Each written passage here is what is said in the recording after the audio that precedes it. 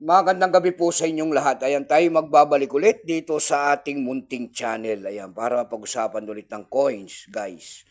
Ayan, may meron naman tayong pag-uusapang barya. Ayan, barya ang ating pag-uusapan at hilig natin mangulikta ng barya. Kaya ako tayo nandito nagbibigay po ng kanilang mga presyo po sa ating mga online selling. Ayan. Magandang gabi po sa inyong lahat. Ang pag-usapan natin guys, ayan po, ay pera po ng Spain. $1 po.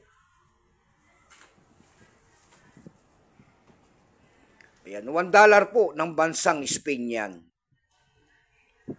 Ayan, Espanya, year 2002. Ayan. Tignan natin ito kung magkano lang kanyang bintahan. Ayan. Pero bago yan, kilalanin mo muna natin ang coins na yan. Ayan, issue po nito ay Spain. Ayan, siya po, pagkatalikod po, yan po ay makikita nyo po ay si Juan Carlos kung tawagin nila. Juan Carlos 1. Pero bago yan, ay magpapasalamat muna tayo sa masugid na mga tagapagsubaybay dyan dito sa aking YouTube channel. Ayan, lalo-lalo lang aking mga subscriber. Thank you so much sa inyong lahat. Mabuhay po kayo and God bless.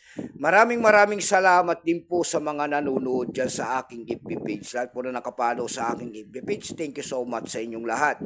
Mabuhay din po kayo and God bless. Ayan, thank you so much sa mga tagapagsuporta ko dyan. Yun naman po, hindi pa po nakapag-subscribe dito sa ating YouTube channel. Anyayaan ko lang sana kahit malaking tulong na po o bagay ang inyong magagawa. Tulad na lamang po ng pagpindot ng ating subscribe button, like and share. Para ma-update ko naman kayo sa mga bago ko pang ilalabas na video about coins, guys. Ayan.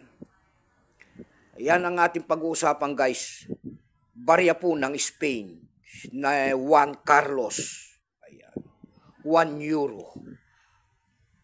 Ito pong 2002 na ito na bansang Spain po, ito po ay 42%.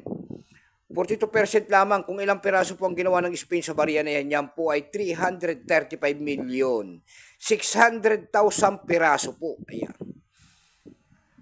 May presa na rin po yan doon sa ating numista kung tawagin nila. Ayan. Kung yung kanyang verify po ay 62 pesos, extra pa po 62.